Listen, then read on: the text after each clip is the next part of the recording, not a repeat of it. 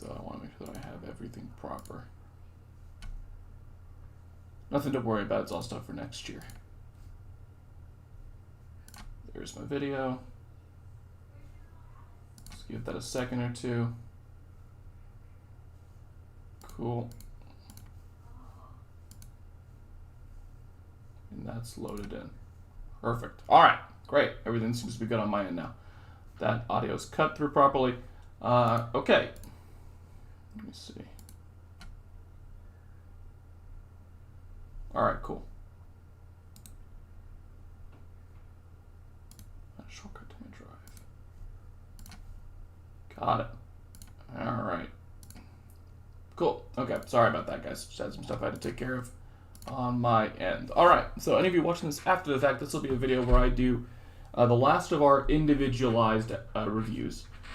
This is a little bit more broad than the previous videos have been, but this will still be a fairly comprehensive review. 4 FRQ problems I'm going to do that cover units 3 to 5 in AP Macro, but I'm going to specify and say that I'm covering money market problems, some loanable funds market problems, and bank balance sheet problems. So like the 3 main sort of question areas, question types, things I'm going to be talking about today.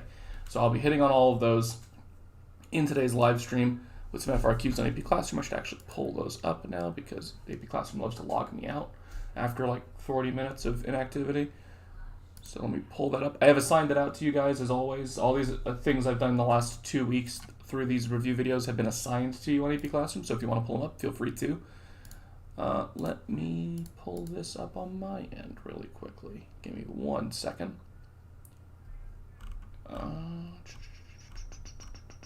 Preston, good to see you. You're first one here. Respect. All right. Today is the 20th. There it is. There's the FRQs. Yeah, you're first. Kenneth, good to see you. Good morning, Vonnie. Yes.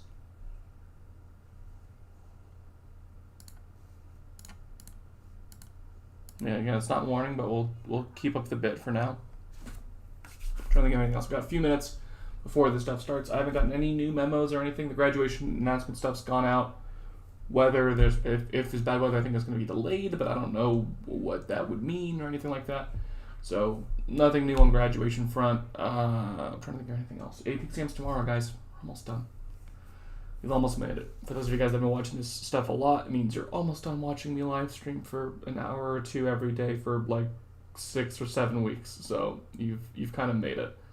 Guys, this is week 8 technically. Oh God, it's 2 months of this. So many videos. Oh, Archer just friggin' sprinted in here and grabbed his toy. Okay. Archer, no, it's not playtime. I'm trying to think. No, that should be it. Tomorrow's test day, 10 a.m. till test time tomorrow. I'll be live streaming. So if you need any help for reviewing for the exam tomorrow, some last second stuff, you got things you want to ask about tomorrow, I'll be here. I'll be live, ready to help whenever. I might have to like take like a 15-minute break in the middle to eat lunch, but that'll be basically it. I don't think anything else will happen. It should be everything covered. Is there anything else crazy going on? No, not really. Basically covers it. We got a couple more minutes until whenever. Actually, oh, you can kind of see him maybe. Bobble.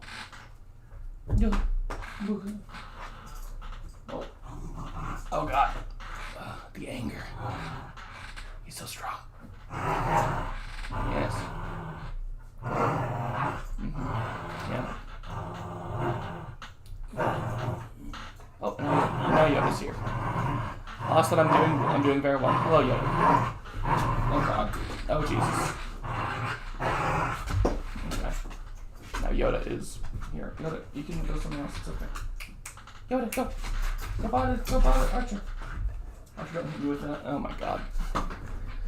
It's a wonderful morning thus far. Again, it is 2 p.m. It's not morning anymore. It is afternoon now, but yeah, everything's okay. I passed out last night at 7:30. I don't know. I just got tired, and then I fell asleep at 7:30, and then I got up today at 8. So slept for like 12 hours. This hasn't happened in a very long time for me. But okay, Yoda, calm down. I mean, Austin just sounded like a dork, but you know, you can comment on Bonnie if you want. So yeah, tomorrow will be the last review session live stream that I've got to do. And that'll go from 10 till 2:30 probably go right up to the AP exam on that. Anything you need to ask about then will be covered. Today is just the last bit of stuff that I'm covering kind of period for the course. It's the last handful of FRQs that I wanted to work through.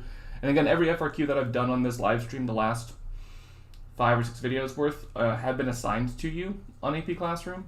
So feel free to pull these up tomorrow if you wanted to and try and work through them and see, hey, Mr. McRae, you remember the live stream video questions from a couple of days ago? Could you work through number 2 for me real quick? Archer, please don't eat the string. Yeah. Kenneth, to be fair, you did it to yourself yesterday when you woke up at 6 a.m. to go to Krispy Kreme. Okay? That was on you. That was not anybody else. All right. Whiteboard, check. This thing I can almost retire it. Well, unless we go remote learning for next semester, next year too. In which case, I get to do this again. Yeah, it's so fun. So excited for that. And yeah, I'm trying to think of anything else. Oh God, I'm so bad at announcements now because I just don't think there's anything left because there's like 2 days left of school, really, for you guys. So, almost done with everything on here. This thing right here, 4 questions. Got them. Let's do this. Let's fly through it. Oh, I need to pull up the Epic Pen. Shoot questions when you got them. If you don't know how I did a thing or why I did a thing, just ask it. I can explain it. It's not a problem for me to explain things I've explained before. I do that in class every day because I teach the same thing 5 times a day. So, I've had to explain everything like a bajillion times, so it's really normal. Yes, it was smart, but you know, cost and benefit. Archer, I'm gonna put away your toy because Archer's gonna just yell at me until I give me the toy. Let go of the toy. Archer. Good boy. This is going away for now. We'll get this back out after the stream.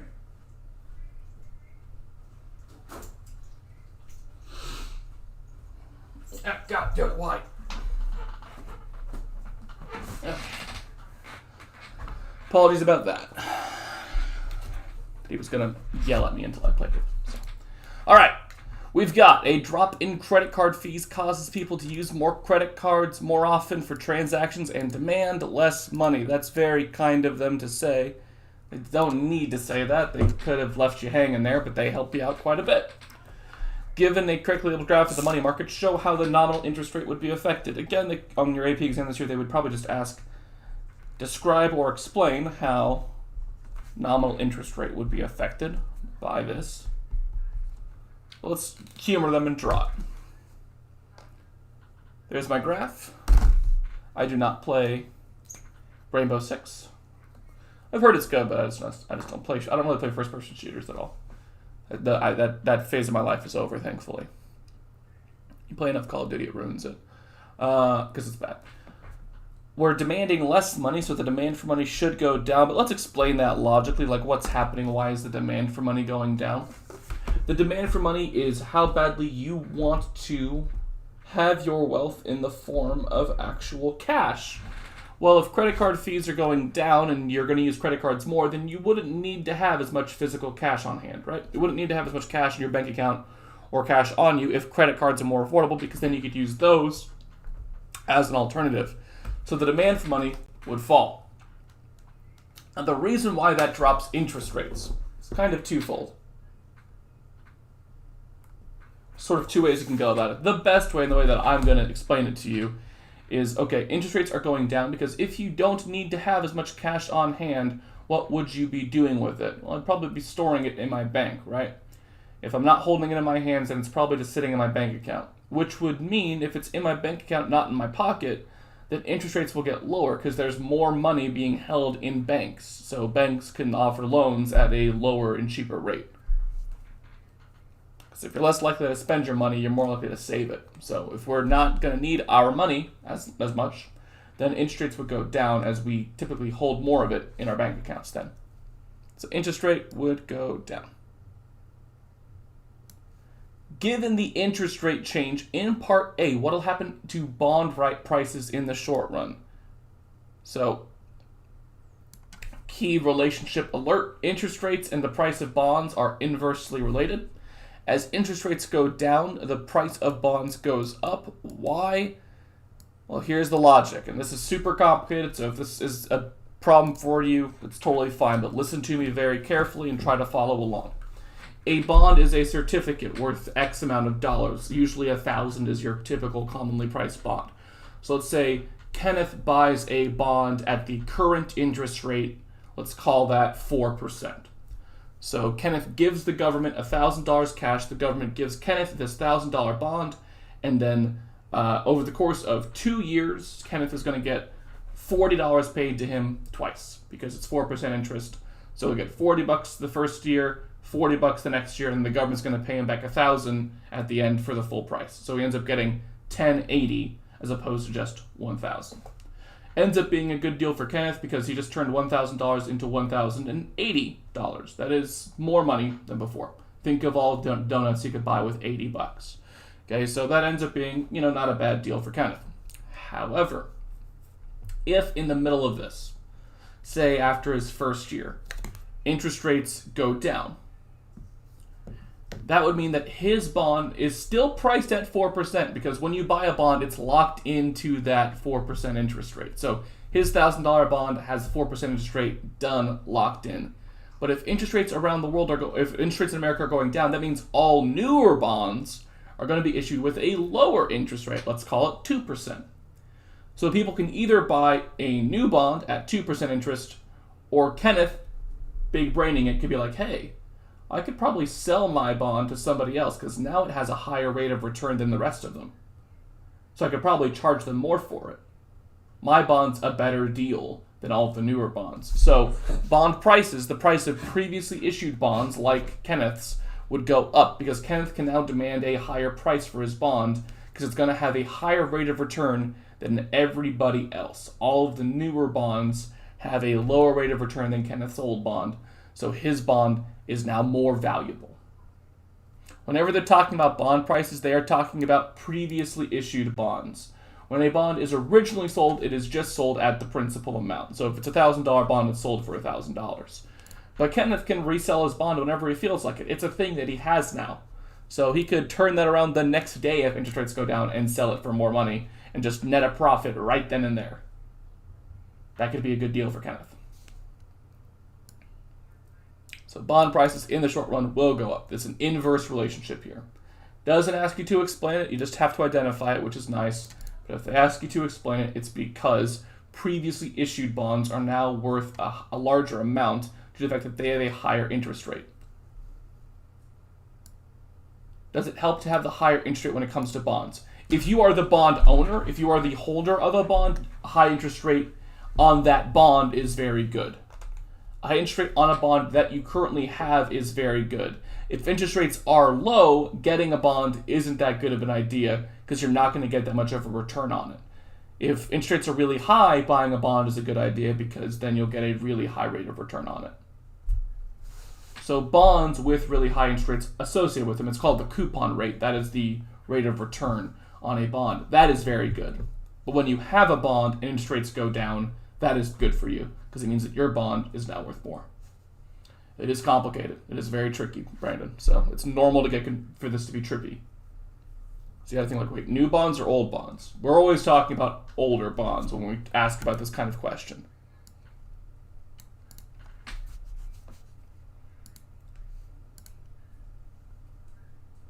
So again, it helps to have a higher interest rate if you are currently holding a bond with that high interest rate. If you have a bond and interest rates then go up, that means your bond has a lower rate than the rest of the world right now, than the new ones, so your bond is worth less.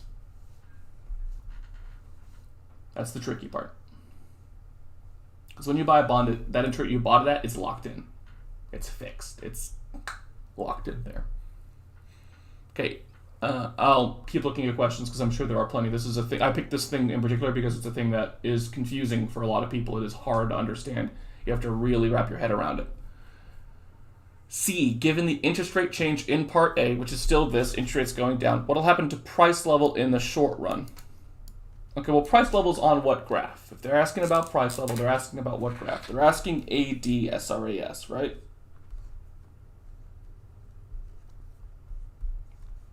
If you get a question like this, even though it doesn't ask you to graph it, there's a good chance that it's still a graphing question, right?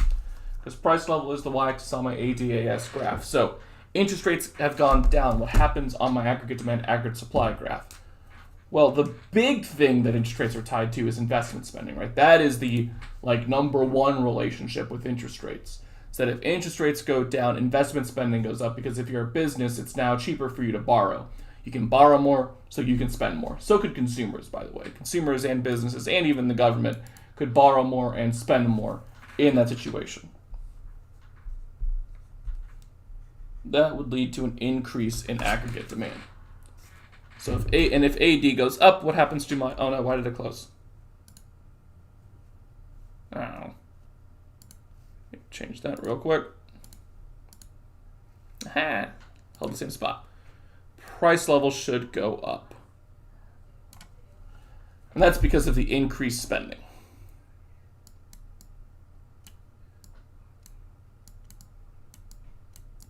That increase in overall spending as a result of the lower interest rates should drive up prices.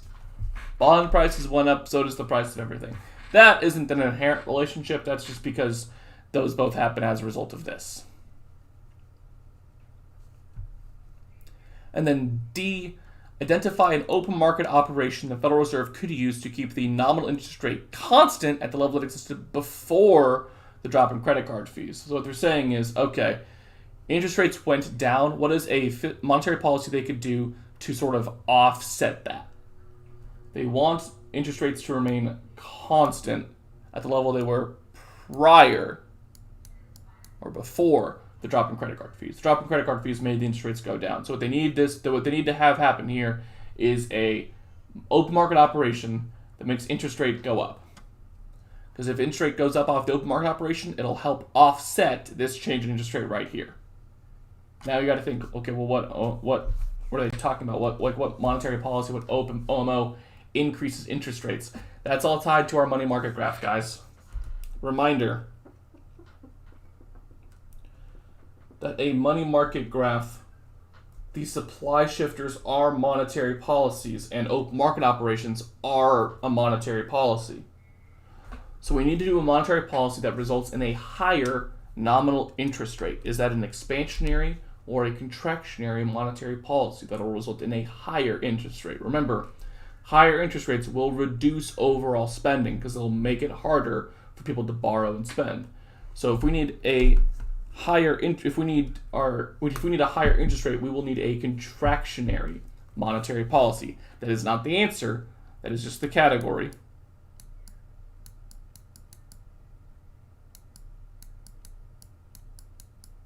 Because what's happened here is that our economy is expanding, right? This thing that's happening, this demanding less money, which is going to cause interest rates to go down, which is going to cause spending and aggregate demand to go up, we want to offset that. So we would need to do a contractionary policy. We've got to try to counteract what is happening up here. So we need a contractionary policy. And it says the open market operation. And OMOs always had to do with bonds. OMOs are the buying and selling of government bonds. So should the Federal Reserve, because it mentions the Fed, should the Fed buy or should they sell bonds? Which one of those is contractionary? Again, the way to think about this is, where is the money going to end up? If money ends up in the hands of the people and banks, then it's expansionary. If money ends up in the hands of the Federal Reserve, then it's contractionary, because money held by the Fed does not count for our economy. It's being stored. So what we need to have happen here is the Fed needs to be bringing in the money. How does the Fed bring in money with bonds? The Fed sells the bonds.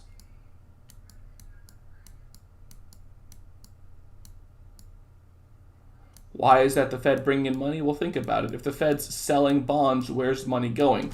The Fed is giving bonds out to people and banks. Banks and people are giving the Fed money right now.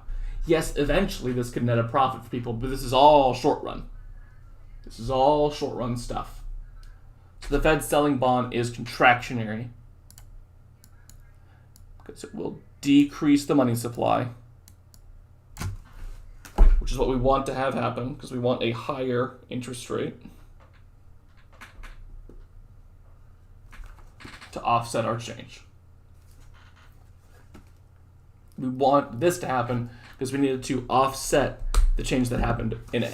We need to sort of undo what happened in A. The interest rates went down, so we need this to make interest rates go up so that they could possibly offset each other.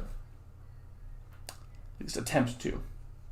Fed selling bonds is the open market operation because the OMOs are the buying and selling of government bonds. That's in our monetary policy list. Remember that your monetary policies there's really three. Changing the reserve requirement, which is the amount of money that banks have to hold on to. Changing the discount rate, which is the price of a loan from the Federal Reserve to banks. And open market operations, which are the buying and selling of government bonds. That last one, OMOs, are the most frequently used both in the real world and on the AP exam. And that's this whole FRQ. The first part is, it's told to you in the question. The first part was said, people are demanding less money. They don't have to have said that. You should realize that if you're using credit cards more, you don't need to have money as much, and demand for money is how badly you need to have money. So that causes demand for money to go down. If money demand goes down, then interest rates go down because now people will be storing more of their money in the bank, which means banks have more to lend out, which means, hey, that means we've got a lower interest rate. If interest rates go down, that brings up the price of bonds because it means that older bonds have a higher interest rate, meaning they command a higher rate of return, so they could be sold for a higher price. So that's why prices of bonds go up. The price level goes up because when you decrease nominal interest rate, as asked about here, that will drive up spending both by consumers and by businesses. And in both cases, that drives up aggregate demand, which is driving up cumulative prices in your economy. The open market operation you need to use, I already explained that one. You need to do a contractionary policy. That's not required to be part of your answer. That's just, you should be thinking like, what should I do, expansionary or contractionary policy here? I need our economy to shrink because this is causing it to grow and it's asking me to stop that from happening. We want the same thing to be happening that was before all this, so we need to undo this. That's the idea. Okay. Tricky question, yes. Questions, comments, concerns. This is a thing that is hard to get. The bond prices thing is hard to explain because it frankly takes a lot to explain it. And it's hard to understand without really thinking about it in like the first person of like, okay, I buy a bond at 4%. It's stuck at 4%. Next year, which I could sell it then, or you could sell it whenever, interest rates are lower, so my bond is now worth more, so I would sell it for more. So bond prices have gone up. It's tricky. It's hard. It's allowed to be hard. Now, good news is it doesn't ask you to explain it here. So if you memorize that bond prices and interest rates are inversely related, then you could just get the point here for knowing that if this goes down, it goes up, and moving on with your life. That's fine. It's better to understand that in case they ask you to explain it. They have asked people to explain this before. But it's nice if you know. Okay, second question. The economy of Uchaland is currently at full employment. Okay, so they're not in a recession or an inflationary period. The government of Uchaland reduces the tax rate on household interest earnings. What does that mean? It means the government is lowering taxes on things that earn you money via interest. That is primarily stuff like savings accounts and bonds.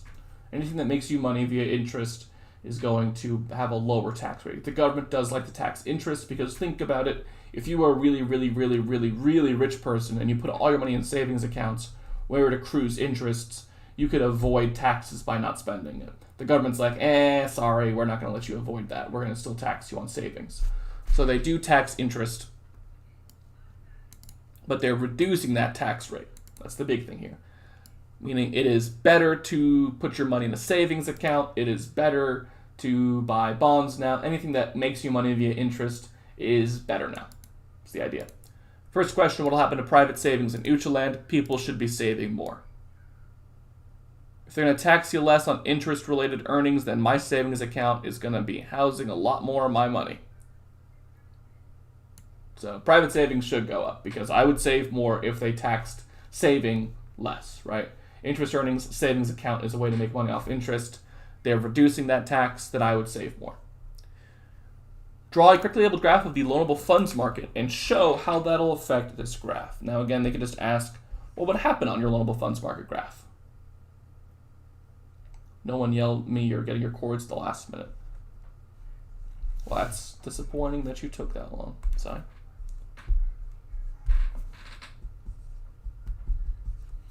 Loanable funds markup graph. Boom. Done it a bajillion times by now. Real interest rate y-axis. Quantity of loanable funds x-axis. What happens here if people are saving more money?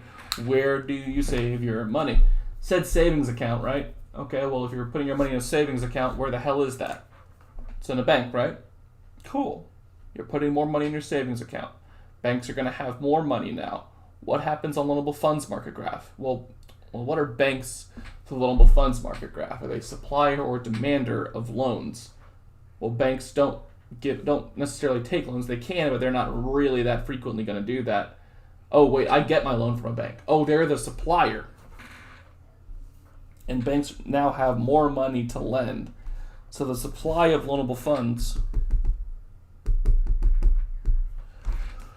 should increase.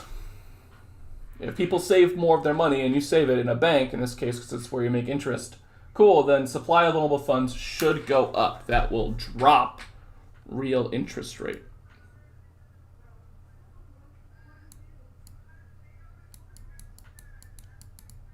Decreased real interest rate is an increase in the supply of loanable funds. This is what I drew.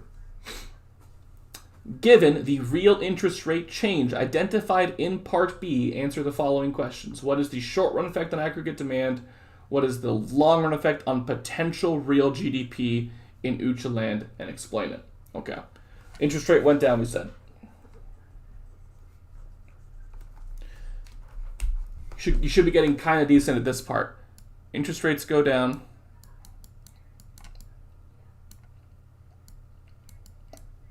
What happens to AD?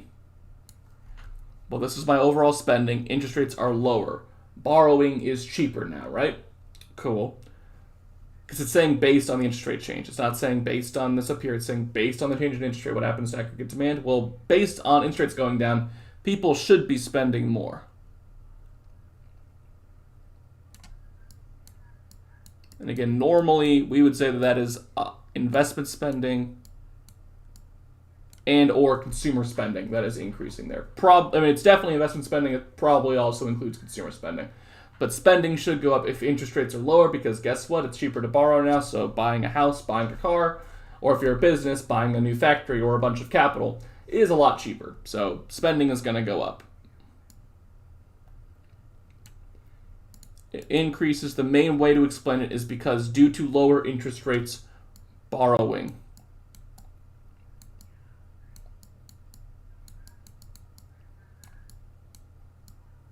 and spending will rise.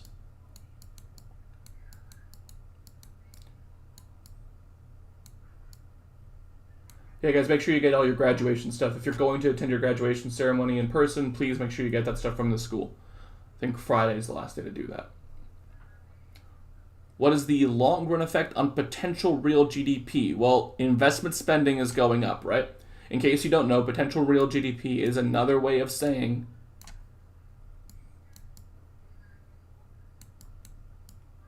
LRAS. It's where your long-run aggregate supply line is drawn at. It's full employment. It's ideal production. It's just another word for it, because boy, do they like having lots of words for things that are already kind of tricky. But ideal production, potential real GDP, same idea. What's going to happen to LRAS because of this?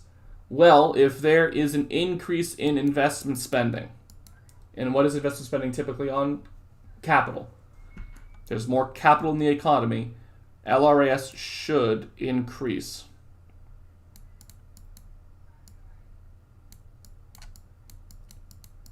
Because if you have more technology, more tools, more factories, more machinery, you should have a higher ideal amount of production.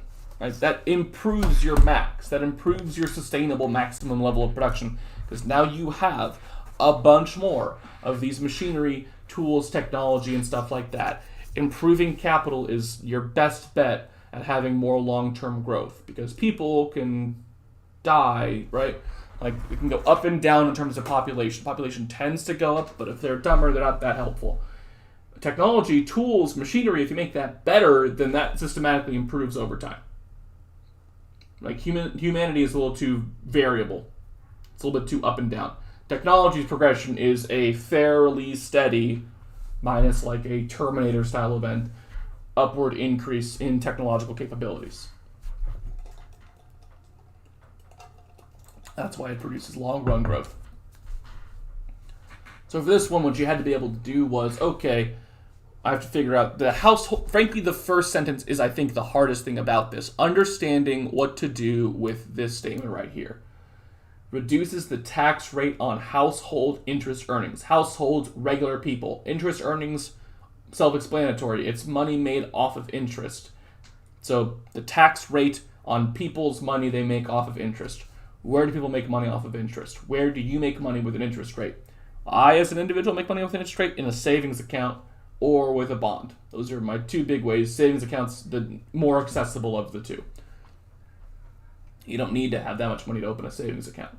So, savings account, okay, what happened to savings? Well, if they reduce the taxes, I would save more. If I save more, what happens on my loanable funds market graph? Well, I'm saving it in banks, so banks would have a larger supply of money to loan out. The supply of loanable funds would raise, which would decrease interest rates, because if banks can loan out more, they would have to charge less for loans to remain competitive with each other. If interest rates go down, what happens to aggregate demand? Explain it. What happens to potential real GDP? And explain it. Okay, well, aggregate demand is going to go up, because if interest rates go down, it's going to mean more borrowing and more spending, especially by businesses, possibly also by consumers, but definitely by businesses. So we'll have more borrowing and thereby more spending, at least in the business sector, but probably also consumers. That'll increase AD. What'll happen to long-run aggregate supply, aka potential real GDP? It'll increase because our ideal production gets driven up by the improvement in capital stock. This happens because of this. If interest rates go down, investment spending goes up, that drives up capital stock. This is your most oftenly used, most commonly cited way to change LRAS. If it's a long run shift, it is a change in growth, it'll probably change LRAS, but that's kind of about it. Questions over this FRQ?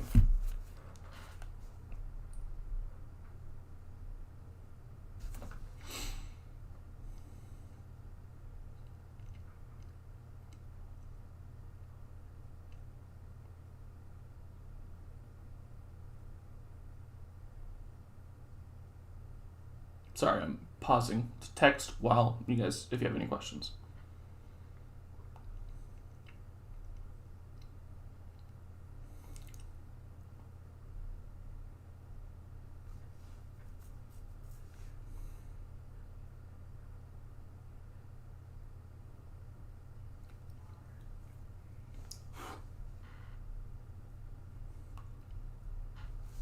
Okay.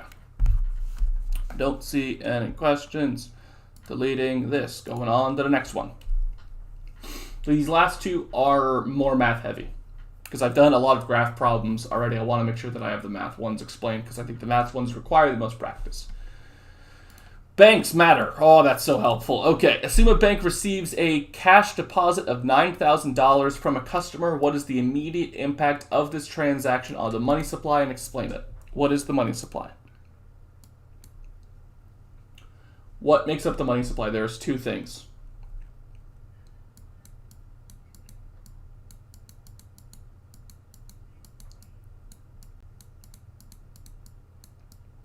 The two things that make up the money supply are cash and deposits.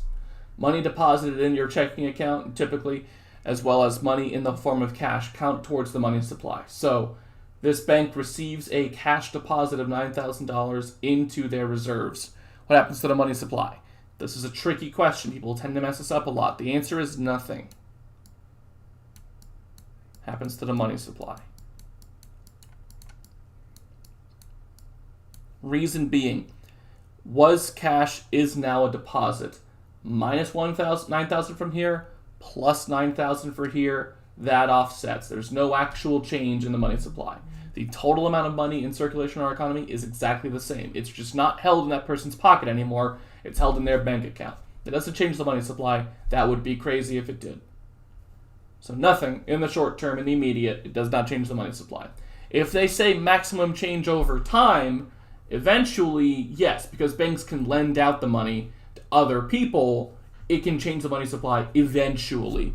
But when it says immediate or initial effect on the money supply, the answer is almost always in this type of question, no change to the money supply, because we took it from cash to a deposit. That doesn't change the money supply. Both of those things count in the money supply. Suppose the reserve requirement is 10% and banks voluntarily keep an additional 10% in reserves. Calculate each of the following. So it tells me not that their reserve is 20, that is 10%. It's actually telling me that they were going to hold on to 20%. They have to hold on to 10. They are going to hold on to an additional 10. So they're going to hold on to 20 total. They only have to hold on to 10 of it. So how much will they be able to loan by from this transaction? Well, out of this $9,000 deposit, they have to hold on to 20% of it.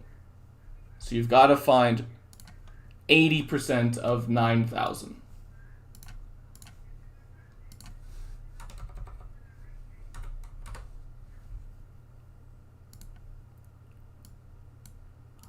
So how much would they loan out?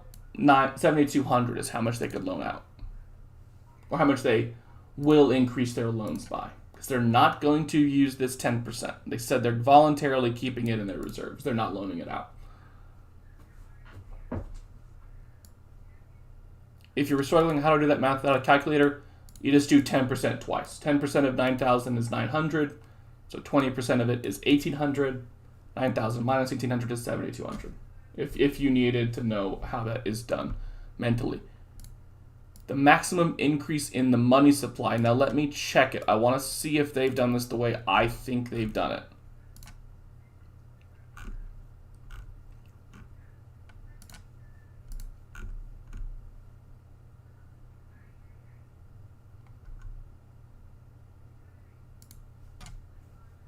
Okay, they did do it the way I thought. So, this is tricky. If you get stuck on this one, I would not be surprised. Here's the reason why. Our typical formula for this is the change in excess reserves times 1 over the reserve requirement. That is the money multiplier, in case you forgot, equals the change in the money supply. However, in this problem, the reserve requirement is 10%. But they're not only holding on to 10%, they're actually holding on to 20%. So what you have to do for this problem is to not treat this as 0.1, but to treat it as 0.2. Because they're holding this part like locked in. This isn't like a thing that they're opting to do. This is a thing they are choosing to do continuously, permanently. My excess reserve change is 7,200. Times 1 over 0.2, which is 5. 7,200 times 5 is 36,000. So this one is hard. This one is hard because it messes with your formula brain. If you lock yourself into formulas, being like, well, the reserve requirement is 10%, so it has to be 1 over the reserve requirement. It's like, yes, that is technically what the formula says. However, in this problem, the reserve requirement is basically 20%. It might only technically be 10%, but because banks are choosing to hold on to an additional 10%, it means that that other 10% isn't getting messed with. It isn't getting loaned out. It's being treated as if it was required reserves, so you should treat it like it's required reserves in the problem. That part is hard. I would be surprised if they threw this kind of thing at you, because I would assume, because I haven't seen this FRQ before, prior to like this week when I was digging through, they added more FRQs. This is one of the ones they added. I would assume that this one had a friggin' low hit rate. I would assume it has a very low hit rate. Okay, C is a separate thing. C is a separate thing. So he says, assume that the government increases spending by $9,000, which is financed by the sale of bonds to a central bank. So the central bank is buying the bonds. Remember, it's a sale of bonds to the central bank, which means the central bank is actually buying those bonds. So where is the money going? It's going from the central bank to the actual economy. Okay, that will increase the money supply, because money held by the Federal Reserve or the central bank does not count for our money supply. So when they actually use this money to buy something, that money is now being put into our economy, which means it does ramp up the money supply. Money held by the Fed or the central bank is not a part of M1. So when they do this, this does increase the money supply. The last part is what will happen to money demand. This is kind of advanced too. There wasn't really any easy parts of this question, which is why I'd be surprised if they asked it like this, because it's hard the whole way down.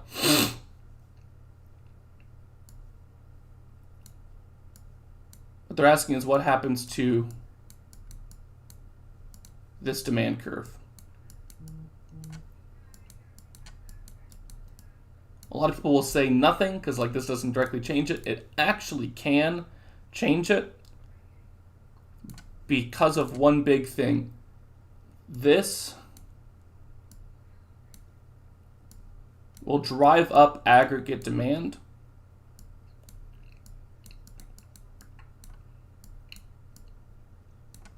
Right? An increase in government spending will drive up AD. A thing to be aware of with the money demand is that one of the shifters of the money demand is price level. If everything becomes more expensive, even if it's only a little bit more expensive, people will want to have more cash on hand, right? If everything's more expensive, I would need to have more spendable money on me.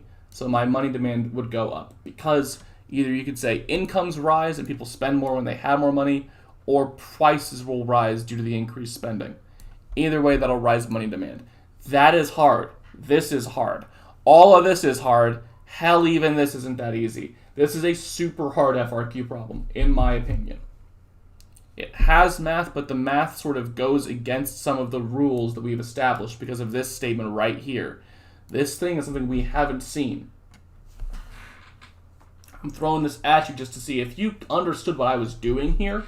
And if you got it, you are in amazing shape. If you struggled with stuff, that's fine on this. This is a hard question. But this one is tricky. You got to be careful with it. This first part, you've kind of got to get this bit. When people deposit money into a bank account, it doesn't change the money supply. Not immediately, because money in the bank versus money in my pocket both counts in the money supply. So that's fine. This changes the money supply because when the central bank gets involved, when money goes from the central bank to the public, that does count for the money supply. Money held by the central bank doesn't count, but money held by regular banks and by people does. So that will increase the money supply. Buying and selling bonds will change the money supply.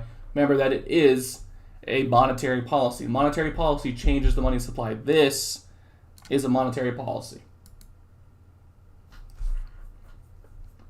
It ramps up the money demand because by spending more money, it's going to drive up prices in the economy.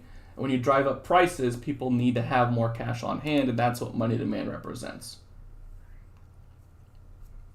So this one is tricky. Questions, comments, concerns on this one? This one I expect there's allowed to be questions here. This is a tougher question.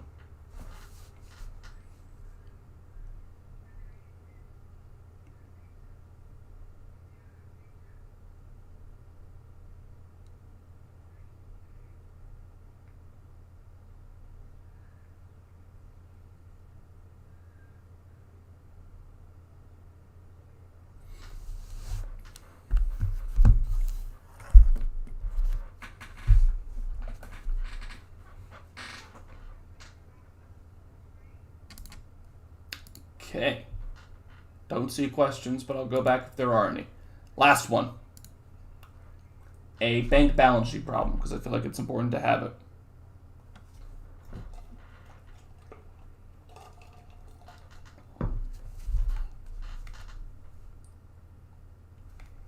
Why did money demand increase? You missed that part. Okay, cool. Can do. So what happens to money demand? Well, money demand, it's good to know the shifters, and that's why having that like cheat sheet that I mentioned before is helpful. Because things that change money demand are things like price level and income, and if you've got a credit card or not, but that is super specific to a question. But big ones are like income and price level, right? When government spending goes up, what happens to our aggregate demand? It drives it up, right? If AD goes up, there's more spending in our economy. Okay, well, if AD goes up, what happens to price level? It goes up too. And income would probably also go up, because if GDP goes up, if there's more spending, then there's more money being made. So more spending means more people making money, means higher income. It also means higher prices. Either way, if you've got more money or if things are more expensive, you're going to need more cash on hand. So money demand goes up. This is because of this part of the equation.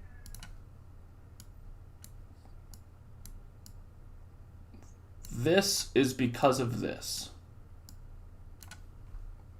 So like the blue part of the question corresponds to that. The red part of the question corresponds to that. Because government spending is going up, which is driving up aggregate demand, price level, and income, it's going to drive up money demand. Because if everything's more expensive and or if you have more money, you're going to have more money on hand in cash, then you're going to have higher money demand. People who are wealthier have higher money demand because they buy more expensive things. So when they do that, they're going to need more cash. They see money as like a normal good. Okay, last one. Bank of Uchena, which is a lot like Uchaland. I think that's probably because there was a grader whose name was Ucha. So the Bank of Uchena has this bank balance sheet. Reserves, 30,000. Again, that is reserves. That is not excess or required. That is just total overall reserves of 30,000. Loans of 70,000. Property, as in physical land, of 2,000. It is an asset to own property, so that's allowed to be there. It's just rare. 100,000 of demand deposits and $2,000 of owner's equity, which is the amount of net worth of the owner that they've put in like as an ownership stake of this bank. What I'm going to do here is I'm going to basically use this bottom part and just cancel it out, because neither of these two things will realistically change in a problem. Neither of those have to do with like macroeconomic stuff. So neither of those will realistically change. Those kind of offset each other. So I'm just going to ignore those for the sake of this problem. Bank balance sheets, two things have to be true. First thing, my reserve requirement has to be accurate, which means my required reserves have to be 20% of this deposit. So my required reserves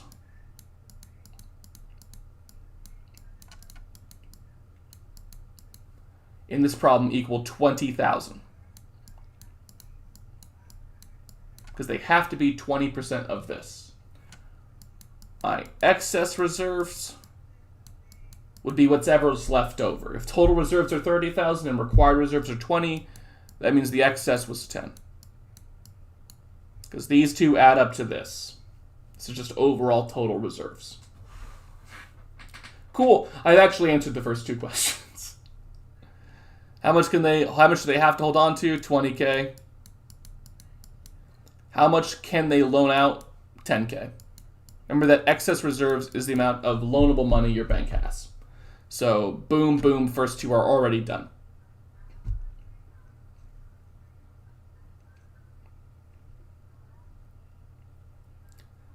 Alike raises $5,000 in cash from a yard sale and deposits the cash in his checking account at the Bank of Uchena.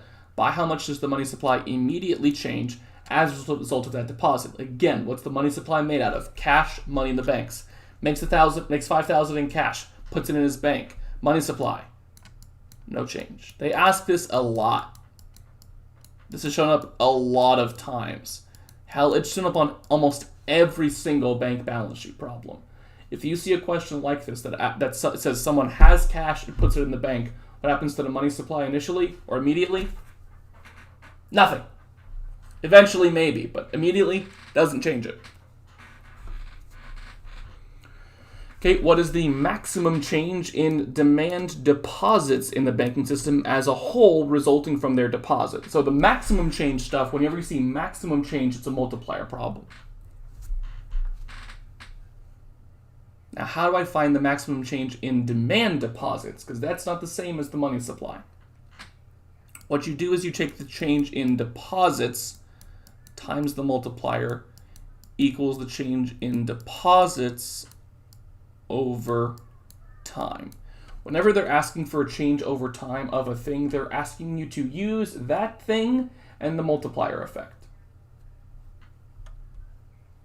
So that thing is the change in deposits, which is 5,000. The multiplier is 1 over the reserve requirement, which is 20%, 1 over 0.2, which is 5. 5 times 5 is 25. This is 25,000. Then E, if the Bank of Uchenna is not meeting its reserve requirement, meaning, say they have 18,000 here. They're supposed to have 20. They're in trouble if they don't. They're in trouble with the government if they don't meet that. What action can it take to meet the reserve requirement without calling in their loans? They can't call back this money. This money is gone. It's loaned out, remember? Or selling its property. Good, I ignored it, so that's fine. It says I can't do that. What can the bank do? Well, if you're a bank and you need to cover your reserve requirement, there is one big thing you can do. Borrow.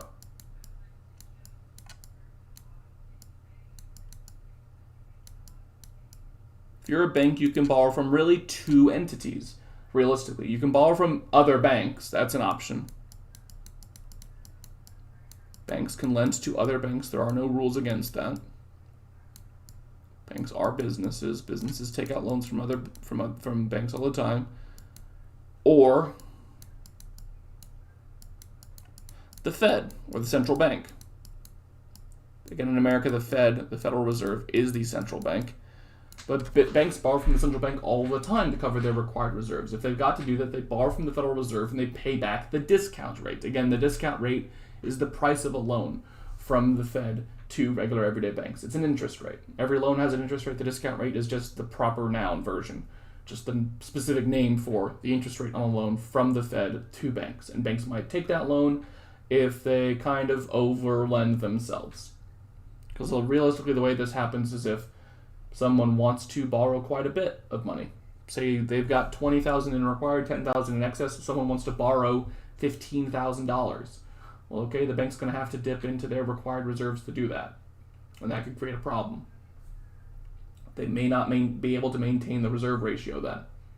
And that could make it really tough for them.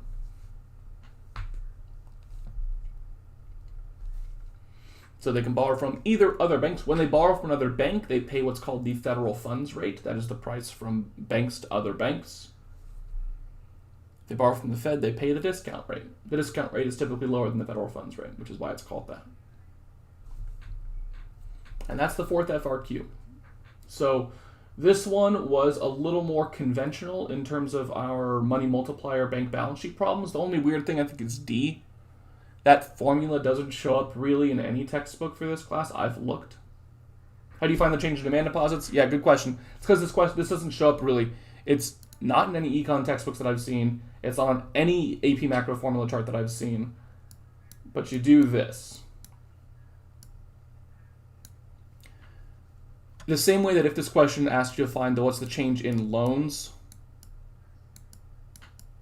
over time, you would take how much can they loan out right now? Well, that's 10,000 times the multiplier to find that. Well, it's instead asking what's the change in demand deposits. Cool, you'd find the change in deposits, which is the 5,000, because that's how much this person deposited, times the multiplier, equals the change over time in deposits. Whenever there's a maximum change or a change over time in a thing, it's always a multiplier problem. You just take that thing times the multiplier. So it's asking you to find the change in loans over time. Cool, then find out how much they could have loaned out and then put that in the multiplier. Times that with the multiplier. That'll get you it. The basic idea is Elike deposits 5,000. A portion of that gets loaned out to somebody else. That person then deposits that money in a bank. A portion of it gets loaned out, deposited into a bank. So it's getting deposited repeatedly, again and again and again and again and again. As money gets loaned out, it typically is simultaneously deposited into somebody else's bank account. So you do change in, the D here is deposit, this is deposit over time. Change in deposit times multiplier equals the change in deposits over time. This is effectively identical to the money supply one, where it's change in excess reserves times multiplier equals the change in the money supply. It's the same exact logic here, except instead of excess reserves, use the deposits, because that's what they were asking about. Use the multiplier, same exact multiplier, which is 1 over the reserve requirement. That's 1 over 0.2, in case you couldn't see it. So 1 over 0.2, because of this. 1 over 0.2 is 5. 5,000 times 5 is 25,000. It's a good question. I've only seen them do this twice. And again, I literally have not seen it in a formula sheet anywhere. So this is like a formula that I've made up. It isn't inaccurate. This is how you find it, but this is like made up variables and stuff. This is just like me piecing it together. Me applying multiplier logic to this problem. I was like, yeah, this is multiplied to. People do deposit multiple times over, so it does make sense to do it. It's just weird because it's not in the formula sheet anywhere. This kind of is. At least over the course of my class, I do show you this formula. This one, not so much because it's not written anywhere. It's not listed anywhere, but it's come up a couple of times.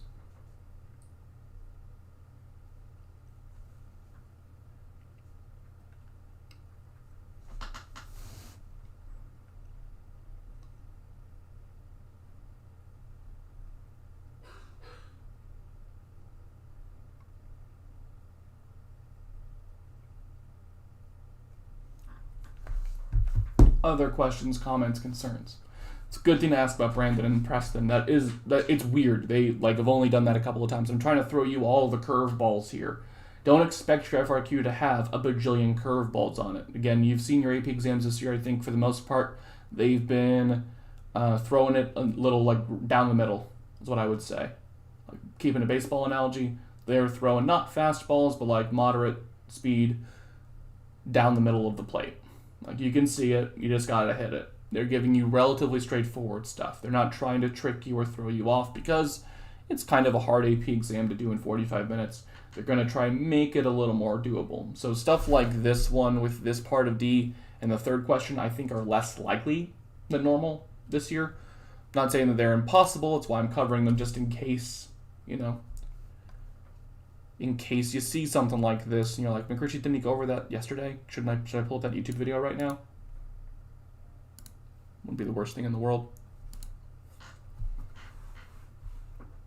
That kind of thing. But other questions, comments, concerns, because that's the final FRQ out of these 4. Right into that, tomorrow I will be just going live at 10. I don't have a strict plan for it. I'll probably be going through a lot of multiple choice questions from the multiple choice review that's on AP Classroom. There are 86 questions there. If you haven't done it yet, open it up today and just try and make some progress. Don't go crazy. Don't try and do all 86 because there's 2 or 3 questions over kind of everything. So maybe do a question if you felt confident about it, skip another question or 2, do another question if you feel confident about it, skip another question or 2. If you're not sure, then do the next question and see if you are, because every 2 or 3 questions is over the same thing. They're grouped in pairs of 2 or 3, depending on how many doable questions I could find on the AP exam.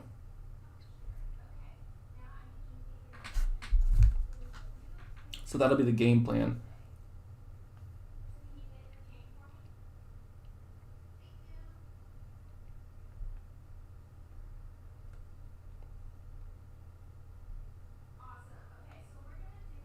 Okay. Other questions, comments, and concerns. And again, tomorrow I will do as much as I can to cover kind of anything you need help on over the course of those 4 hours. I'm trying to think of anything else.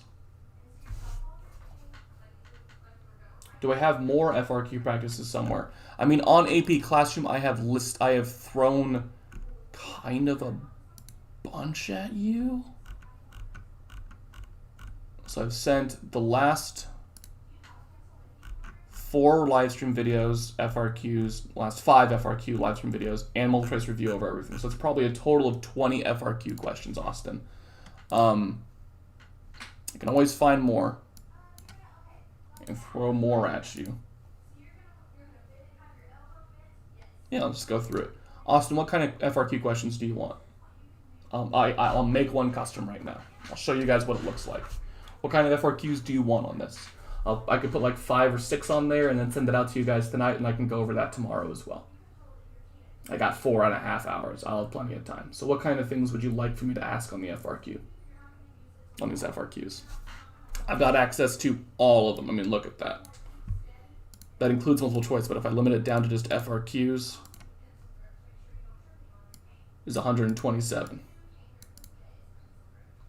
The ones that have been assigned are ones that I have done in these videos. So you might have forgotten them, because if it's from last week, there's a good chance you just forgot that I did that, or how to do each component of it. You might have forgotten how I answered it. So feel free to do those, and then just go back and watch the videos from those respective days, because they have their dates attached of like which live stream. Yeah, then I would do the GDP and GDP deflator ones would be the ones from last Thursday. So that would be GDP and deflator interest rate stuff. Yeah. The GDP deflator one would be from, I want to say it's not the 514. It might be the 514 one. Yeah, the 514 FRQs.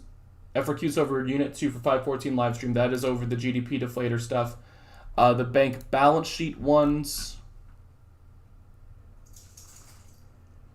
Do I have one of those? Let me see.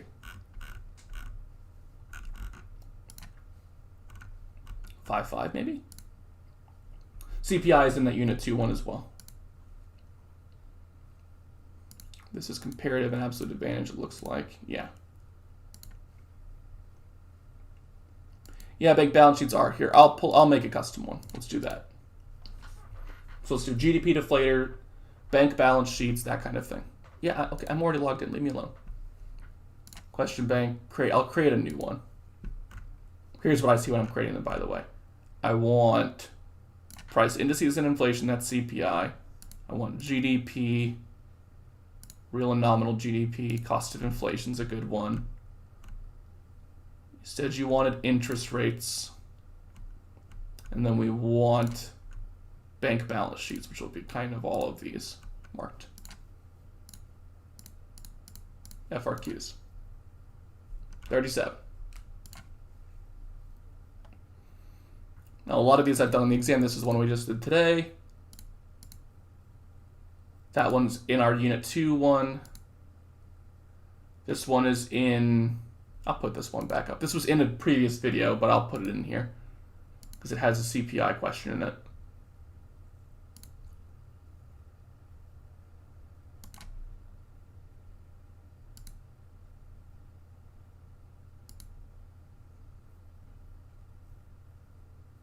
Let's throw that one in there. There's a couple GDP problems in there. Did that one today.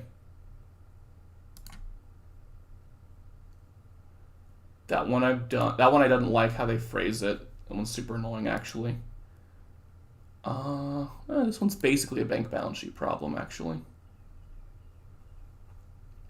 Yeah, let's throw that one in.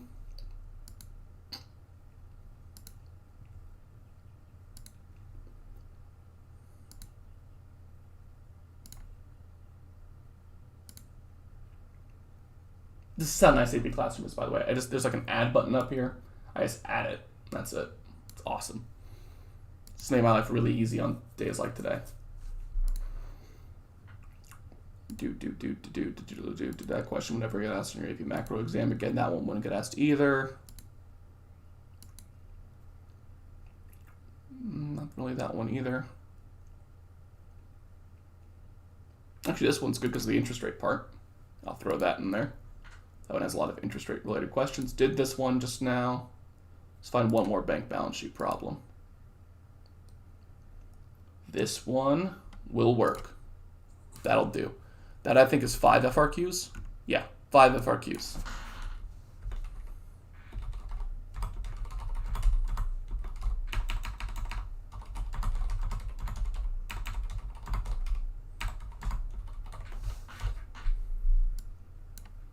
Here's the FRQ quiz that I've decided to name. Austin asked for this, so blame him. FRQs. Save it, assign it. and I will go over these tomorrow. How about that?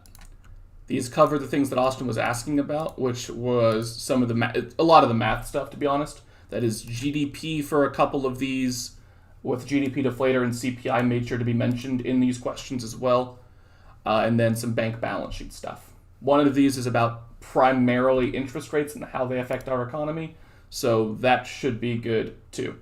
So no worries, guys. I mean, if you need something from me, feel free to ask for it. I can always make stuff. That's how long it takes me to make one of these things. That is really easy. That's how easy it is for me to make a quiz on AP Classroom. It takes me, that's because I've been using it the whole year. Like, I've been using it for every review. I've made a bajillion things with this. I'm an expert at navigating AP Classroom. So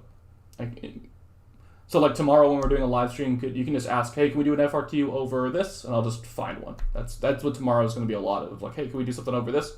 I'm mostly going to be digging through, finding an FRQ over it, and then working through each part of the FRQ. So, because now we've learned everything for all the FRQs, I don't have to really cut out any of them except for ones that focus on international trade a lot, because that's on the exam anymore. Well, at least not this year. So there's your big thing. So there's 5 FRQs there.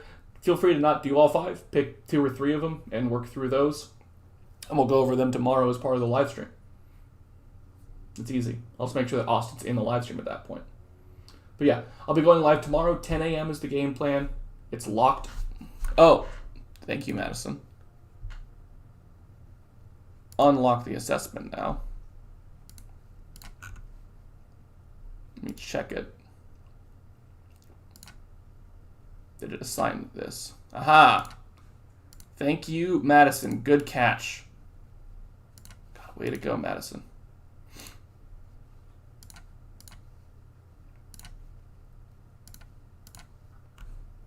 The student results thing won't work. If you submit an answer to that, it won't show you the answers until I grade them all, which will take forever. So if you're wondering, like, can you turn on the student results? I can, but you don't see the results until I go in and grade yours, and at that point, you might as well just watch me do it.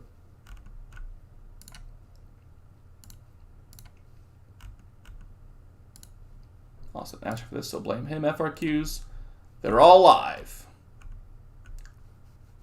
These are Austin's special request FRQs. Just happening to be on Classroom. Hey, that works. I mean, it's something that I normally don't forget to check off on. Like, these are all unlocked. Also, this is how I can tell who's been doing stuff.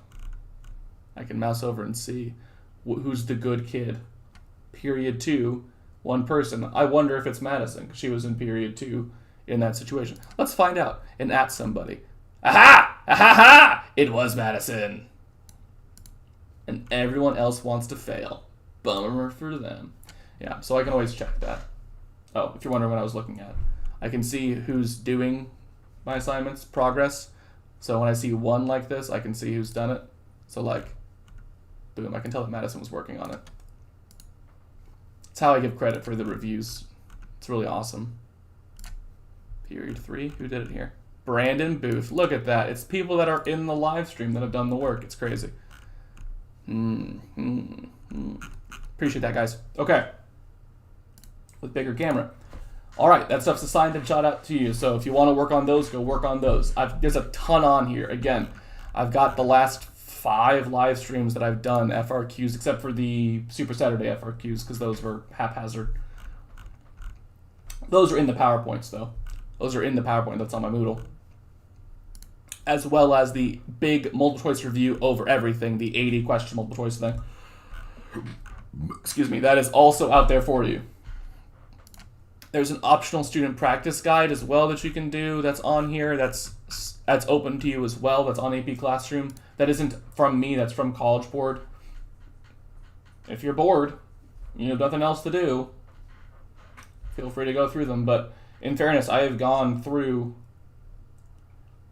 It's been 4 FRQs for at least the last 5 sessions. That's 20.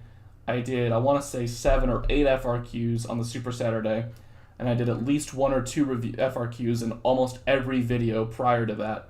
So I've probably done well over 100 FRQ problems on this live stream. And if I were to narrow it down, there are a total of 127 FRQs on AP Classroom. So I've probably done about 100 of the 127 on AP Classroom in this remote learning period. So you guys have been, what's the best word for it, overexposed to FRQs. But hey man, I know how to do them, so they're not hard for me. It's not like writing a DBQ, it's way better than writing a DBQ. I could do FRQs for econ all day. They're not hard. They're small little puzzles for me. But yeah, that's it. Thank you guys for tuning in as always. I'll see you all tomorrow. Again, starting at 10 o'clock is when I'll be on. I'll be going from 10 until 2:30, and there isn't a big like rigor or structure to it. If Austin's there at 10, I'll probably start off by going over those FRQs from Austin's thing because he requested it first. But if there are things that you know that you need help on, and I'll be mentioning things sporadically throughout, just make sure you ask at some point in the chat tomorrow during the live stream of, hey, can you make sure that you hit on this? Because I want to make sure I address it while you're in the while you're there. So if you're, hey, I can only be here from like 11 until 12 because I got to go pick up stuff at the school at 12:30. Okay, cool. Then from 11 to 12, I'll make sure that I hit on whatever thing you need to hit on. Okay, I got you. I'm here to help you review. That's my whole bit tomorrow.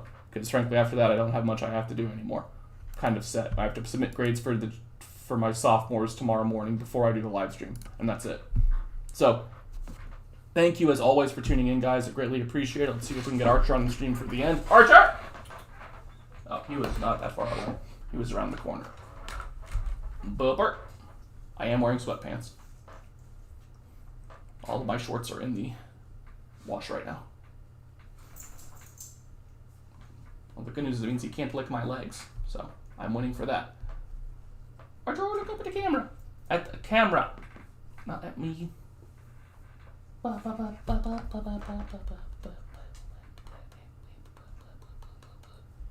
Sweet boy. Good boy. Oh my god. So much hair in my hand again. God, he's shedding constantly. Alright. Thanks, guys. Appreciate it. Hope you all have a great rest of your day, and I'll see a lot of y'all tomorrow. Best of luck.